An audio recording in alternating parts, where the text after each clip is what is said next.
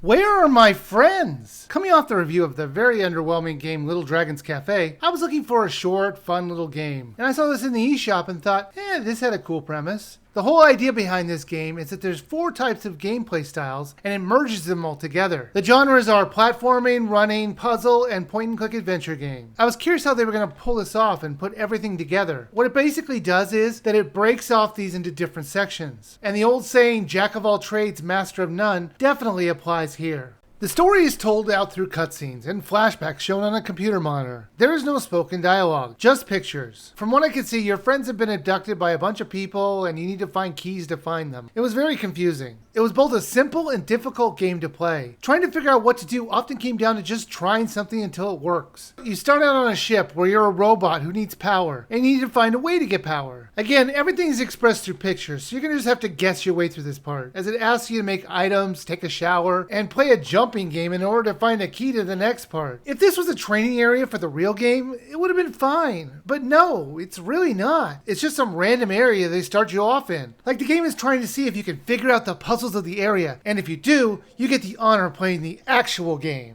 After you get past this part, it takes you to a level select screen, where you have to find a key in each of the parts. So I figured I'm just going to talk about each of the sections from best to worst. The point and click adventure part was clearly the best part of this game. You go into a building with an elevator. You're free to go to almost any of the floors anytime you want. You're going to need to go to each floor and find out what puzzle or item each place holds and solve it. This one unfortunately has the downfall of a lot of point and click adventure games, and that there is too much clutter throughout the area. It unfortunately comes down to clicking on everything and hoping you don't miss anything. The best adventure games out there make it a little more clear which items can be clicked on and which can't. Also, more than once I accidentally used items with other items and it worked. Like I had to use a rock to break some ice, but I also had a brick as well, so why didn't that work? Why does one blunt object work but the other one doesn't? But this is another problem of point and click adventure games. Strange puzzles that don't make a lot of sense. But the best ones don't let these types of things happen, save for Monkey Island. They're notorious for really weird puzzle combinations. Next up is the portal puzzle game. You jump through different colored portals to avoid the obstacles and lasers around you. This was okay at best. You can replay an area as many times as you want, so that means you can pretty much drop into portals and hope for the best. That approach worked way more often than you might expect. It didn't help that the controls were not great. I would often get held up on the edges of platforms, much like the last game I reviewed, which is a problem since they give you only split seconds to get to your goal. Now the next 2 gameplay styles were both not good, but for different reasons. But since I did want to do this in the order of how bad they were, I had to pick one. I would say the platform jumping game was better than the last one, but not by much. This one has you jumping over obstacles like an endless runner. It was simple enough. The game is broken down into sections. Once you finish the normal platforming, there's an overhead section, and that's where the game really goes to shit.